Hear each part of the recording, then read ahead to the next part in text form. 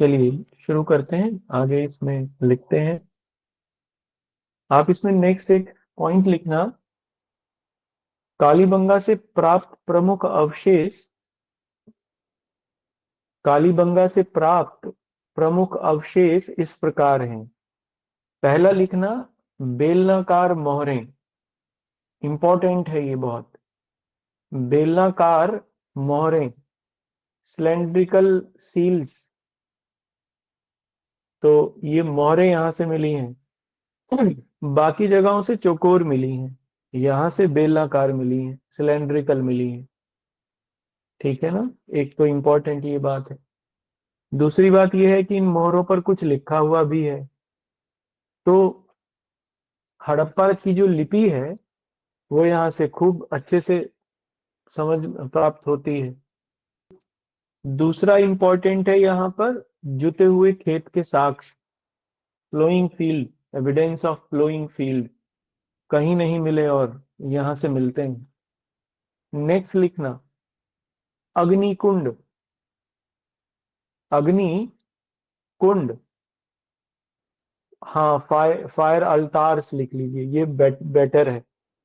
Fire अल्तार्स, ALTARS, ये सही word है। देखो एक तो यहाँ पर कुछ लोगों का ये मानना है, जैसे इसको मिलने से, क्योंकि ये हड़प्पा में भी मिले हैं और यहाँ भी मिले हैं, कालीबंगन में भी। तो कुछ लोग ये मानते हैं कि ये यज्ञ वगैरह करने की जगहें होंगी, यहाँ पर यज्ञ वगैरह होते होंगे। ये उन विद्वानों का मत है जो ये मानते हैं कि इंडस वैली सिविलाइजेशन जो थी, Aryan civilization, Indus valley civilization से बनी। आर्य लोग यज्ञ वगैरह करते थे, तो यज्ञ वेदियों के साक्ष्य मानते हैं इन्हें। लेकिन अधिकतर विद्वानों का ये मानना है कि ये बर्तन पकाने की जगहें थी, यहाँ से वो अपने बर्तनों को पकाते वकाते होंगे। तो फायर आल्तार्स ये यहाँ हमें ठीक ठीक देखने को मिलते हैं। ठीक है। दूसरा लिखना, नेक्स्ट, अन्नागार। अच्छा एक काम करिए, इसी में अन्नागार की जगह पहले इसमें ये लिखिए, क्योंकि ये फायर अल्तार्स मिले हैं ना, तो आपको याद रहेगा इससे। देखो यहाँ पकी ईंट ईंट तो मिलते ही हैं। पकी ईंट तो हमें कई जगहों से मिलेंगी, है ना, सिंधु घाटी सभ्यता में। लेकिन कालीबंगा में अलंकृत ईंटें मिली हैं। पकी हुई ईंटें भी हैं लेकिन अलंकृत हैं। अलंकृत माने कि उन पर कुछ चित्र बनाए गए हैं, चित्रकारी की गई है। तो दूसरा लिखिए इसमें, नेक्स्ट मतलब जो भी है आगे नंबर, अन्नागार, ग्रेनरी। अन्नागार या granary, use of designed bricks. ठीक है ना। और नेक्स्ट ग्रेनरी। नेक्स्ट इसमें लिखना, अच्छा देखो ग्रेनरी तो ज्यादातर में मिलेगी, जहां नहीं मिलेगी उसका याद रखेंगे। ज्यादातर जो सैंधव नगर हैं सब में ग्रेनरी मिलती है। ठीक है। कंटिन्यूएशन में लिखना, ये इंपॉर्टेंट है, युगल समाधि। युगल समाधि, ठीक है ना। The couple burial, couple burial, ये हमें पहले भी हम लोगों ने पढ़ा है। ये कपल ब्यूरियल के साक्ष्य मिलते हैं, कहाँ से मिलते हैं,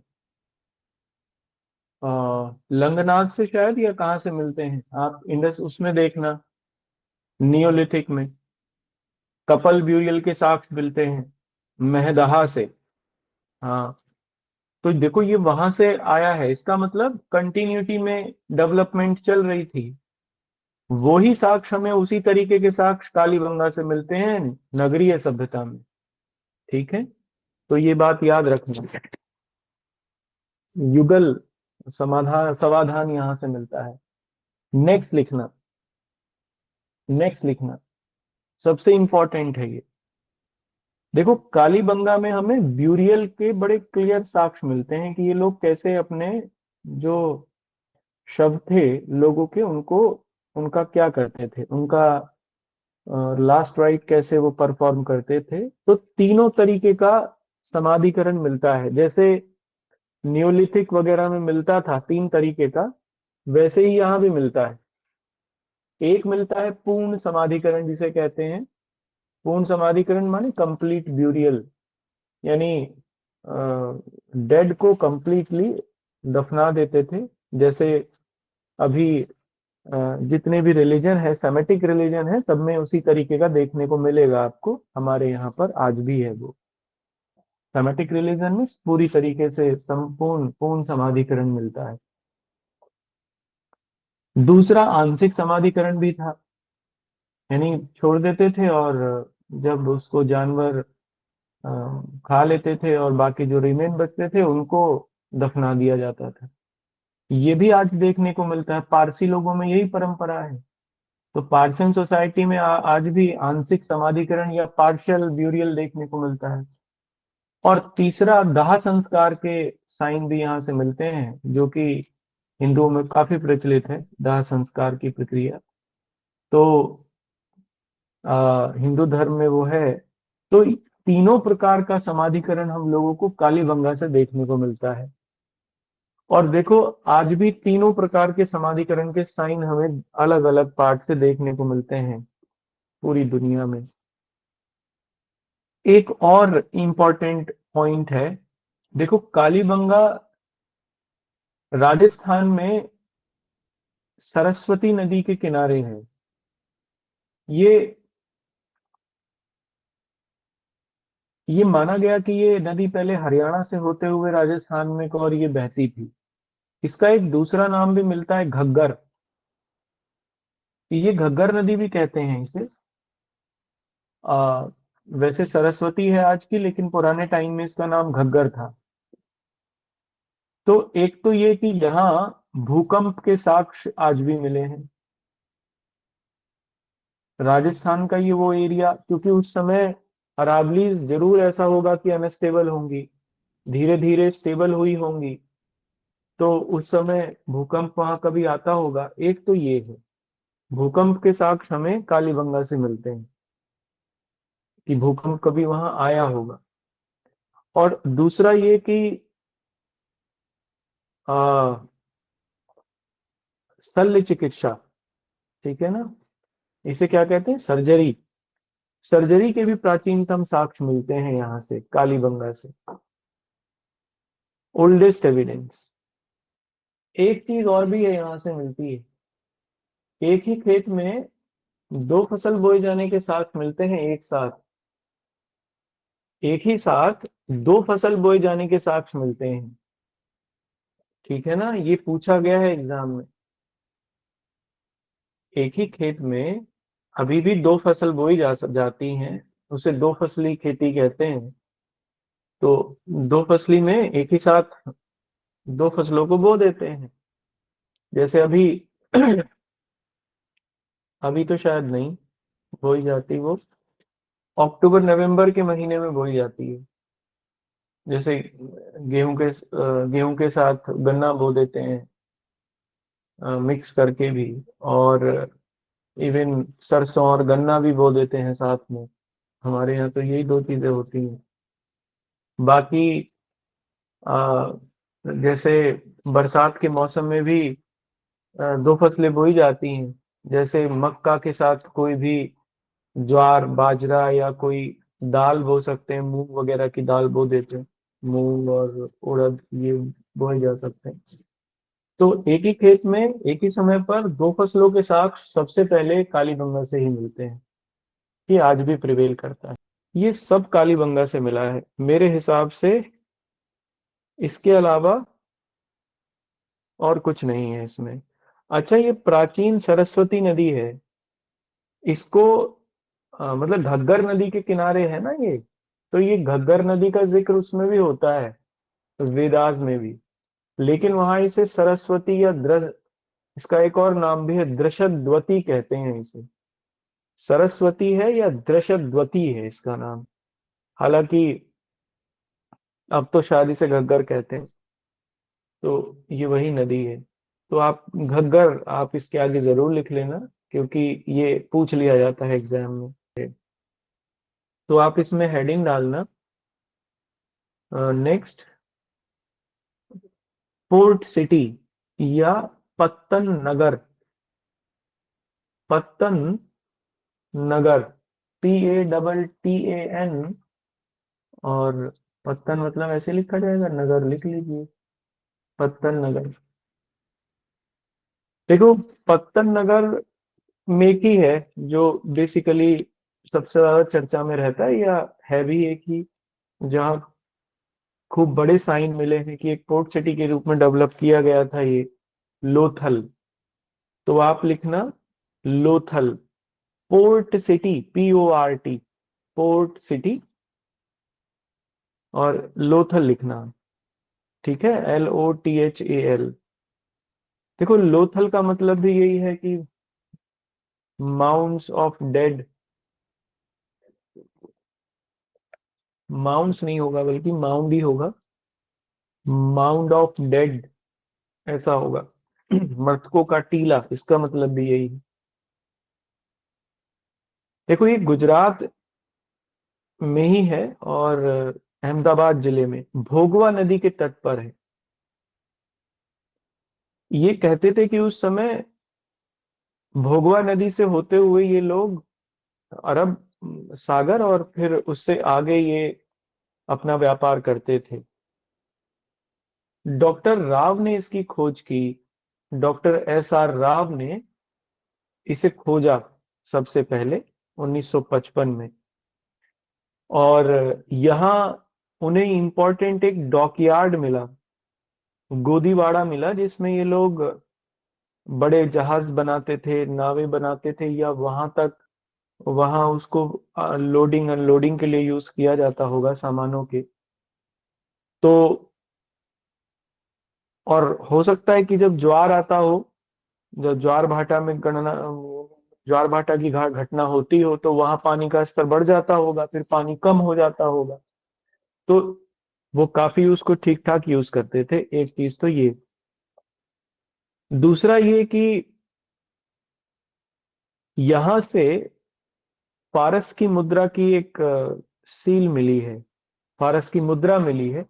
मतलब फारस माने पर्शिया से, और मेसोपोटामिया और सुमेरिया सभ्यता से भी जुड़े होने के इनके साक्ष्य मिले हैं। तो इसका मतलब ये है कि इनका व्यापार होता होगा वहां से, तभी फारस की मुद्रा वहां पर देखने को मिली है। डॉकयार्ड मिला है। ठीक है, अच्छा, एक और इम्पोर्टेंट चीज जो यहाँ से मिली है, वो पंचतंत्र की कहानी है ना, एक चालाक लोमड़ी, जिसमें वो कौवे को ये कहती है कि तुम्हारा तुम्हारी तुम्हारी आवाज बड़ी सुरीली है। तो कौवा डाल पे बैठा था, वो कहीं से ले आया कोई टुकड़ा। तो लोमड़ी ने उसे देख के कहा कि तुम्हारी आवाज तो बड़ी सुरीली है, जरा गा के बताओ। तो वो बेचारा फंस गया उसके चक्कर में। हाँ, विष्णुगुप्त की वो कहानी है पंचतंत्र की। ये इस पर एक, वहां पर एक वो मिली है, पकी हुई ईंटों की कोई, पकी हुई मिट्टी की कोई स्लेट टाइप की, जिस पर उसका अंकन है, चालाक लोमड़ी, मतलब दिखाया गया वहां पर चित्र में बना के उसे, कि ये चालाक लोमड़ी की कहानी का अंकन है। तो एक यहाँ पर ये भी है। एक और इम्पोर्टेंट है कि यहाँ से धान या चावल के साक्ष्य मिले हैं। घोड़े की एक मिट्टी की बनी मूर्ति भी मिली है। तो मैंने आपको बताया था ना कि दो जगहों से केवल, एक लोथल और एक सुरकोतड़ा और एक मोहनजोदड़ो भी है, तीन जगह जहां से घोड़े के बारे में कुछ पता चलता है। अदरवाइज तो घोड़ा स्पेशली आर्यन कल्चर की देन है। तो ये याद रखना, पूछा गया है ये एग्जाम में। क्योंकि जब हम लोग अलग करते हैं इंडस वैली सिविलाइजेशन को वैदिक कल्चर से, तो फिर घोड़ा एक इम्पोर्टेंट एनिमल हो जाता है, क्योंकि आर्यंस तो उसी पर निर्भर थे, घोड़े और गाय। यहाँ पर दोनों ही इम्पोर्टेंट नहीं है। ना घोड़ा इंपॉर्टेंट है ना गाय इंपॉर्टेंट है इंडस वैली सिविलाइजेशन। बैल जरूर इंपॉर्टेंट है, लेकिन गाय इंपॉर्टेंट नहीं है, क्योंकि गाय के साक्ष्य कहीं नहीं मिलते, न चित्र उसका कहीं बहुत ज्यादा देखने को मिलता है। सांड का जरूर मिलता है। तो इनके लिए वो इंपॉर्टेंट नहीं है, हाथी इंपॉर्टेंट है। एक तो ये सांड इंपॉर्टेंट है, हिरन इंपॉर्टेंट है, क्योंकि इन सब के चित्र मिलते हैं, बाकियों के नहीं। तो इसलिए घोड़े के बारे में खूब पूछ लेते हैं। तो लोथल से घोड़े की एक मिट्टी की बनी मूर्ति जरूर मिलती है। ठीक है, तो दो बातें। एक और है यहाँ पर, कि यहाँ पर तीन कपल ब्यूरियल मिलते हैं, मतलब तीन ब्यूरियल हैं, तीन समाधियां हैं जिनमें कपल को दफनाया गया था।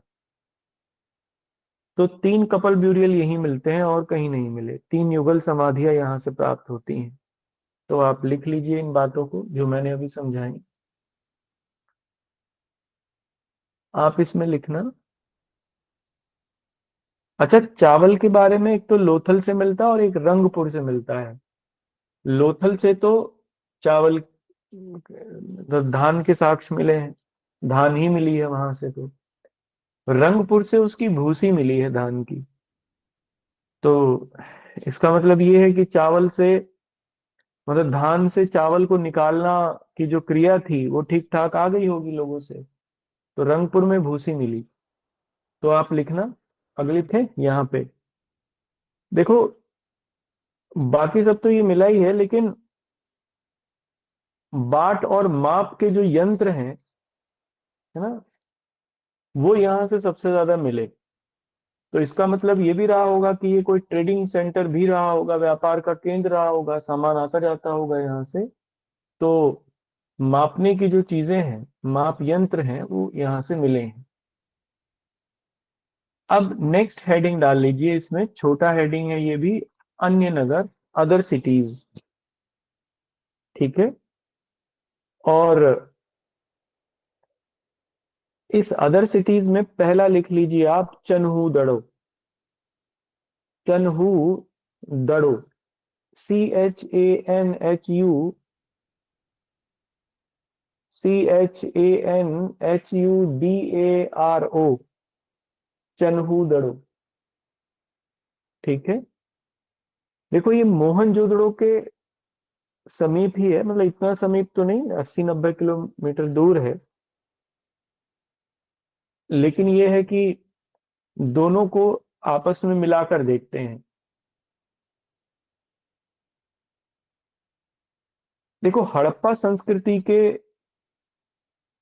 बाद में प्राक हड़प्पा संस्कृति की शुरुआत होती है। प्राक हड़प्पा माने जो आ, हड़प्पा के बाद में जो संस्कृति थी, जो संस्कृति उत्पन्न हुई, पोस्ट हड़प्पन कल्चर। इस कल्चर को नाम भी दिया गया है इसका, झूकर संस्कृति या झांगर संस्कृति के नाम से भी इसे जानते हैं हम लोग। ये दो जगहों के नाम है, उन्हीं के नाम पर ये संस्कृतियों का नाम पड़ गया। मतलब जब सिंधु घाटी सभ्यता समाप्त हुई, उसके बाद जो कल्चर डेवलप हुई, ये उसके नाम है दोनों, झूकर और झांगर संस्कृतियां। ये चैल्कोलिथिक ही थी, फिर से वापस वहीं आ गए। तांबे और पत्थर के औजारों का इस्तेमाल करते थे लोग।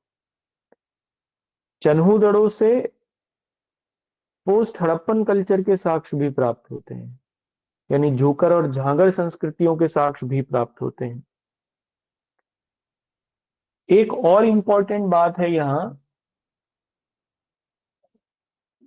कि यहाँ की जो ईंटें हैं वो चकोर मिली, मतलब गोल मिली हैं, वक्राकार ईंटें हैं। वक्राकार माने कि गोल ईंट मिली है यहाँ से, गोलाई में बनाई गई ईंटें हैं, और कहीं से नहीं मिलती हैं। एकमात्र ही ये साइट है जहां से गोल ईंटें प्राप्त हुई हैं।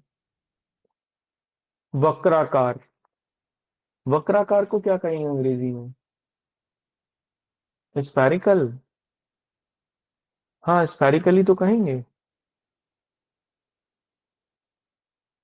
वक्राकार ईंटें स्फेरिकल ही होती हैं, स्फेरिकल मिली हैं यहाँ से, और कहीं से नहीं।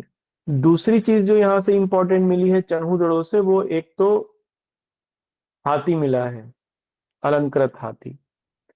दूसरा, कुत्ते द्वारा बिल्ली का पीछा करते हुए एक चित्र मिला है, जिसमें एक जो कुत्ता है वो बिल्ली का पीछा कर रहा है। एक ऐसा खिलौना मिला है यहाँ पर। और तीसरी चीज जो इंपॉर्टेंट मिली है वो चूड़ियां, और चूड़ियों के साथ ही कुछ सौंदर्य प्रसाधन जैसे लिपस्टिक वगैरह भी मिली है, सिंदूर वगैरह के साक्ष्य मिले हैं। ये कुछ ऐसी चीजें हैं जो यहाँ से मिलती हैं। तो आप एक तो याद रखना, सौंदर्य प्रसाधन, कॉस्मेटिक, चूड़ियां, एक तो ये यहाँ से इंपॉर्टेंट मिली है। एक हाथी मिला है, ये इंपॉर्टेंट है क्योंकि ये हाथी काफी अलंकृत है, यानी इसको काफी ठीक से डिजाइन किया गया है। और एक ये खिलौना जिसमें कुत्ते द्वारा बिल्ली का पीछा किया जा रहा है, ये मिला है यहाँ पे। तो ये एक तो ये बातें इंपॉर्टेंट है, और दूसरी बात यही इंपॉर्टेंट है इसके बारे में कि यहाँ से प्रोटो हड़प्पन कल्चर के साइन मिलते हैं। ठीक है ना? तो आप लिख लीजिए इसे। अब इसमें एक नोट करके लिखना, जो यहाँ से नहीं मिला है, इंपॉर्टेंट है ये बात भी। देखो, यहाँ से दुर्ग नहीं मिला है, यहाँ से कोई फोर्ट नहीं मिला है। जबकि ज्यादातर में क्या था कि दो जगहें थी, एक पूर्वी, दो किले, मतलब एक किला जरूर मिला, पश्चिम में जो नगर था वो ऊंचे स्थान पर बसा था और किले किले किले के रूप में था। सुरक्षा घेरा भी होता था उसके चारों ओर। लेकिन चन्हूदड़ों से ऐसा कोई साक्ष्य नहीं मिला है। ठीक है, तो आप लिखना इसे। चलिए, नेक्स्ट लिखना इसमें, अन्य नगरों में बनवाली। बनवाली नहीं हुआ ना हमारा, या हो गया? बनवाली नहीं हुआ ना? तो लिखो बनवाली। ठीक है। देखो, ये हरियाणा के हिसार में है, और आर एस बिष्ट द्वारा इसका उत्खनन कार्य कराया गया 1973 में। यहां से भी दो सभ्यताओं के बारे में पता चलता है, अ, हड़प्पा कालीन और अ, अच्छा, प्राग को कहते हैं प्री हड़प्पा। तो हड़प्पन और प्री हड़प्पन दोनों टाइप के साक्ष्य यहाँ से मिलते हैं, और पोस्ट हड़प्पन मिलते हैं चन्हूगढ़ों से। वो जो पीछे हमने लिखा वो ठीक है, चन्हूगढ़ों से पोस्ट हड़प्पन भी मिलते हैं, झूकर और झांगर संस्कृतियों के साक्ष्य जो बाद की हैं हड़प्पा के। लेकिन प्राक का मतलब है पूर्व, पश्चात नहीं है। ये मैं गलत कर रहा था। चलो, इसको जरा एक बार लिखो इतना, फिर मैं इसको आगे समझाता हूँ। बनवाली इंपॉर्टेंट है। बनवाली में सबसे इंपॉर्टेंट है, यहां से फल मिला है एक, खिलौने के रूप में। तो इसका मतलब ये है कि खेती भी खूब बड़े लेवल पर की जाती होगी इन एरियाज में। और चूंकि बनवाली से प्री हड़प्पन कल्चर के साक्ष्य भी मिले हैं, जो कि ग्रामीण सभ्यता रही होगी, चैल्कोलिथिक साइट भी है ये, तो ग्रामीण सभ्यता भी रही होगी, तो हल तो मिलता ही। तो एक तो ये कि हल के साक्ष्य मिले हैं बनवाली से, याद रखना। सरसों का ढेर मिला है, जौ के साक्ष्य मिले हैं। ये पूछा गया है एग्जाम में कि जौ कहाँ से मिलता है। जौ इसलिए पूछा गया एग्जाम में, देखो, आर्यन के लिए, आर्यंस ने सबसे पहले अगर किसी ग्रेन को यूज किया तो दैट वाज जौ। उसको यव कहते हैं, ऋग्वेद में इसे यव कहा गया है। इसीलिए भी आप देखते होंगे कि यज्ञ वगैरह में जौ अर्पित किया जाता है ईश्वर को। तो सबसे पहले जो उगाया, सबसे पहले अगर आर्यंस ने किसी चीज को कहा है तो जौ के बारे में। अब वो जौ के साक्ष्य यहाँ से भी मिलते हैं। इसका मतलब इंडस वैली सिविलाइजेशन के लोग भी जौ का यूज करते होंगे, लेकिन मिले यहीं से हैं, बाकी जगह से नहीं मिले। चावल के तो एक आध जगह से और भी मिल गए हैं, बाकी जौ के साक्ष्य यहाँ से मिले हैं। एक चीज, दूसरी चीज ये कि मातृ देवी की बहुत छोटी मिट्टी की बनी पकी हुई मूर्तियां मिलती हैं यहाँ से। अ, पकाई हुई मिट्टी की मोहरें भी मिलती हैं, और तांबे का एक बाण का टुकड़ा मिला है। तांबे की एक नोक, मतलब तांबे का बना हुआ बाण की एक नोक मिली है, बाण के आगे का हिस्सा। तो अब ये पूछा गया है एग्जाम में, तांबे का बाण है ना कहाँ से मिला है। ये पूछा इसलिए गया क्योंकि देखो, इंडस वैली सिविलाइजेशन के लोग शांति प्रिय थे। कोई तलवार बर्छी कुछ नहीं मिली, लेकिन तांबे का बाण मिला। तो कुछ लोगों का ये मानना है कि वो शांति प्रिय उतने नहीं थे। इस बाण को देख के वो ये कहते हैं कि वो अस्त्र शस्त्र भी रखते होंगे। कुछ लोगों का ये मानना है कि ये बाण उनका नहीं है, ये आर्यन कल्चर का होगा। जब आर्यंस ने आके इनको मारा पीटा होगा तब का ये टुकड़ा है बाण का। तो खैर जो भी है, कुल मिला के बाण का आगे का हिस्सा मिला है बनवाली से। ये चीजें वहां से मिली हैं। ठीक है, इसको हम लोग